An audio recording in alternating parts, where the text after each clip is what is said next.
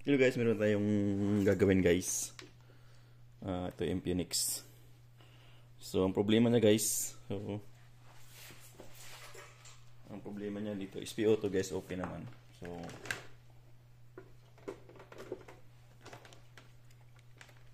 SPO2 ECG okay. Yan.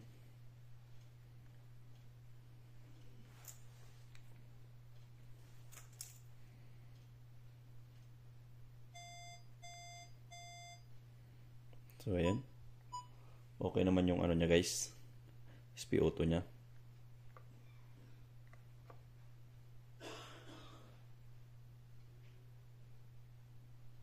So,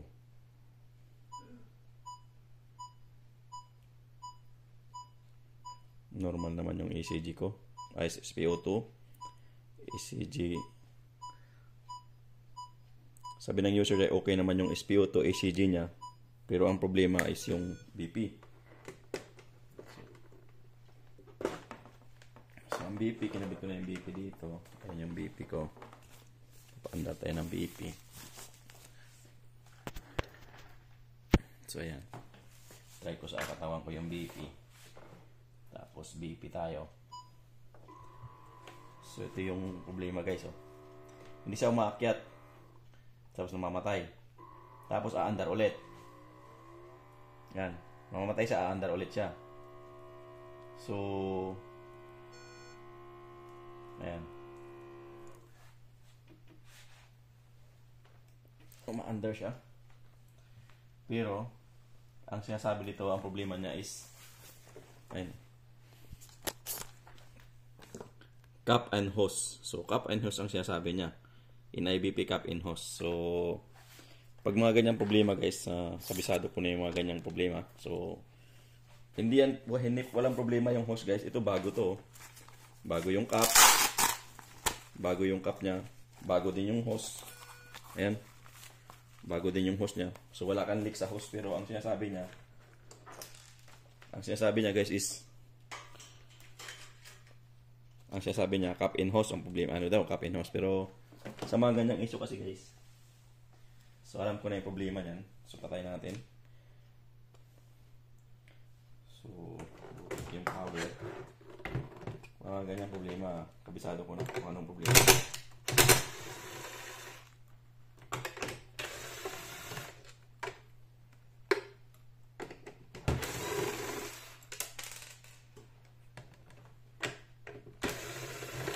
So, pag baguhan ka guys, siyempre mangangapa ka.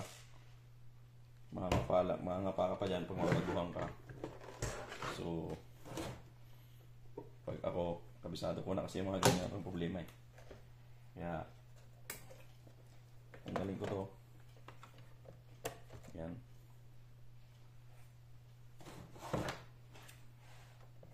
Kaya madali. Nung una rin guys, ang akala ko, yung problema niyan is yung hose ko. Pero nagpalit na ako ng bagong cup, bagong hose, bagong connection hose doon. Ganun pa rin, cup and hose pa rin ang problema. Ngayon, papalitan natin to guys. Yung board na to. So, papalitan natin yan.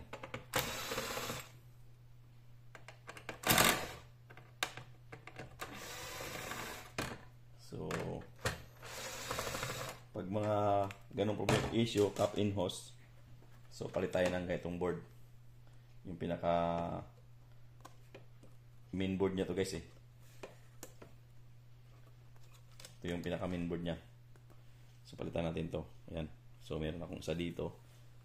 So ayan. Ito yung papalit ko. Ayan. Meron akong isa. Ito yung papalit ko. Ito sira.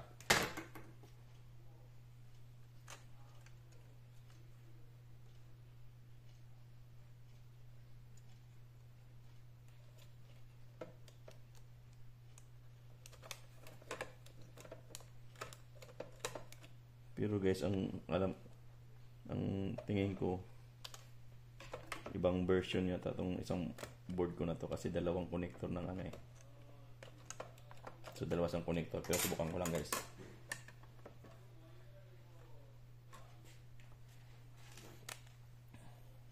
Yan, pag ganun pa rin, ibig sabihin, may problema tayo sa sensor. Pero unahin ko muna itong palitan para sigurado. Kasi alam ko laging ganito cap and hose, tapos yung mainboard ang may problema niya.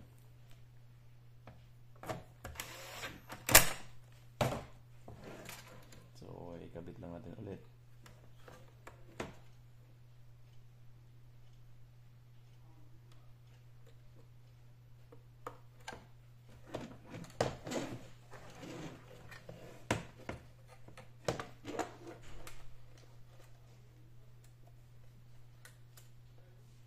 Kabit na natin yung flex cable, guys.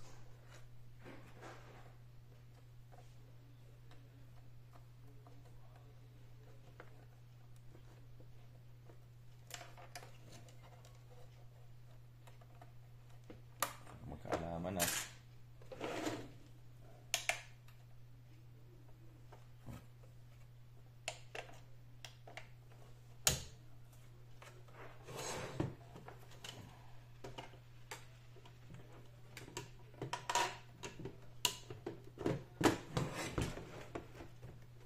So ayan guys, napalitan na natin ang board. So tingnan natin kung gano'n na ba.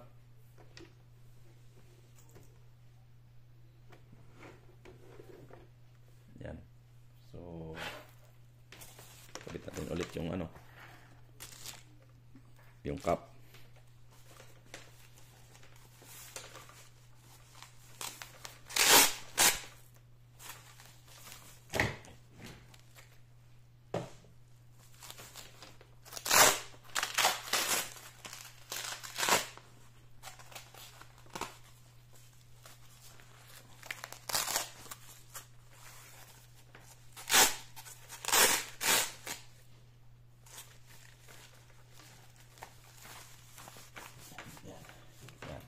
So ayan guys. So testing natin ulit kung may reading ba siya. Bismillah. Ayan guys, oh. So nakita niyan guys, yung number na siyang tumatakbo. Kanina wala, di ba? So ayan, oh. Ayan. So gumagana na siya.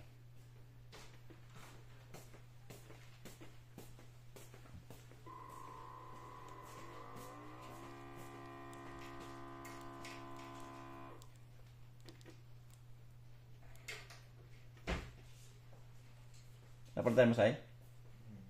Hindi ba, hindi masasak yung isa. Malaki pa lang yung plug na yun. Yung puti, ilagay ko. Di ba dalawa yun? Pag ganon, pabaliktaran. Sa outlet, pwede. So, ayun. So, mataas to guys yung reading kasi yung BP ko is high. Yan, see? Yan yung BP ko guys. Mataas ang BP ko. Sa BP ko yan guys, ganyan. Pero i-testing ko siya sa aking analyzer. So at least meron na siyang reading, pero mataas ang BP ko kasi guys, kaya hindi ako tiwala sa sarili ko kasi mataas ang BP ko. So ito gagamitin ko para magkaalaman.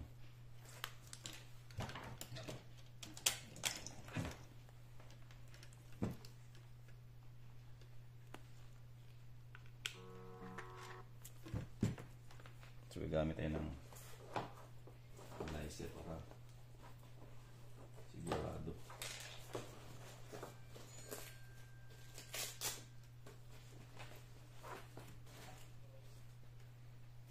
So sa mga konektor nito. Konektor.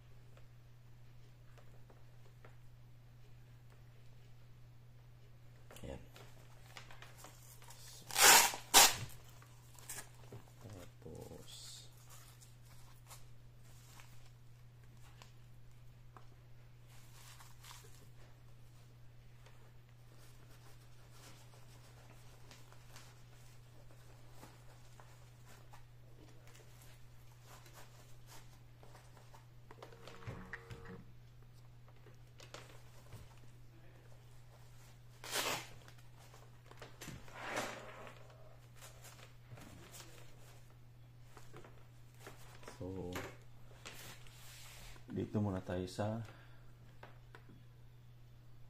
120/80 guys. So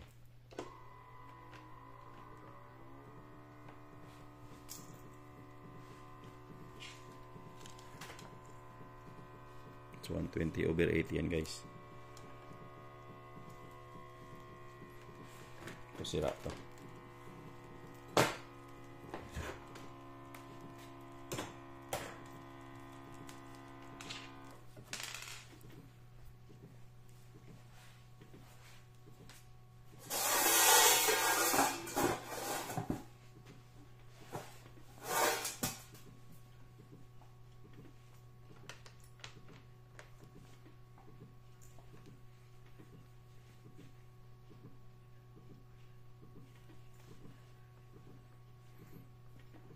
So 120/80.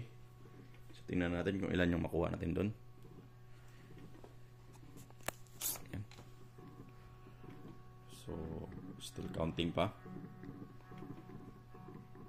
So hindi meron itong tolerance guys kasi ano na rin to, hindi na namin napakalibre itong aming BP BP analyzer. So ayan guys, 120/84. 120/80. So nasa 120/80 ang settings natin. So ang reading natin is 120/84. So pasok pa rin siya guys. So dito tayo sa, hindi tayo mag-neo kasi wala akong neo na cuff. So neonit kasi yan. So dito tayo sa high na settings. 120 diastolic, ang systolic niya 190 yung systolic guys, tapos yung 120 yung diastolic niya guys. Dito tayo sa settings na yan. So ayan, dito tayo sa high ng adult kasi adult naman to guys So ayan, so tingnan natin kung pasok ba sa pag mag-high ba siya, kung 190 ba o 120 ba yung 190 over 120 ba yung makasukat natin dyan guys. So yan. So ito yung gamit ko is yung aming Prong Technology na SimCube SL5 na model. Pancheck lang ng BP yan guys. So hindi niya makita kasi high. So normal yon, mag-aano siya. Parang yung sa akin lang kanina sa high. So kasi pag wala kang analyzer guys, hindi mo masusukat talaga kung okay pa ba yung monitor mo, hindi. So kailangan mo talaga yung kung sa katawan lang kasi natin i-test, ay hindi mo naman alam kung high blood ka o low blood ka. So dapat talaga meron ka ditong ganito. So ayan guys, yung aking 190. Ang 190 ko guys, yung mga 190, 179 over 127. So pasok pa rin yan guys. So okay pa din yan. So pasok pa din yung tolerance na yan. Kasi ang tolerance nito 10%. Kasi naman to guys non-invasive, kaya ganun talaga. So hindi ka makakuha ng exact value. So lipat tayo naman dito sa low at saka high na tayo. So tingnan naman natin yung low. Ayan guys, yung 80/40. So 80/40 tingnan natin.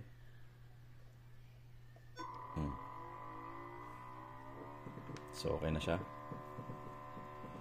Ayan, nag-run yung ating SimCube. So ito kasi yung normal, ito yung high at saka ito yung low. So yun lang naman yung tatlong susukatin mo guys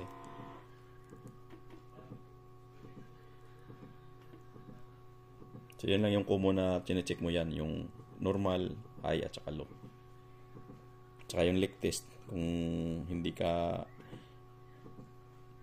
kontento sa may parang maramdam mo na may leak ka sa BP cup mo, i-leak test mo lang siya guys. So yan, nasa tayo sa low. Wala pang reading. So ayan.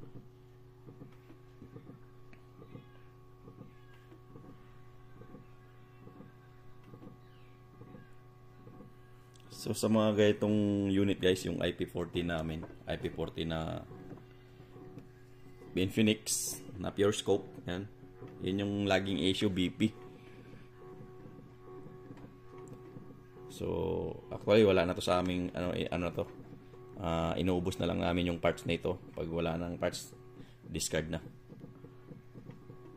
Kasi wala rin tong Saudi Food and Drug, so wala siyang SFDA.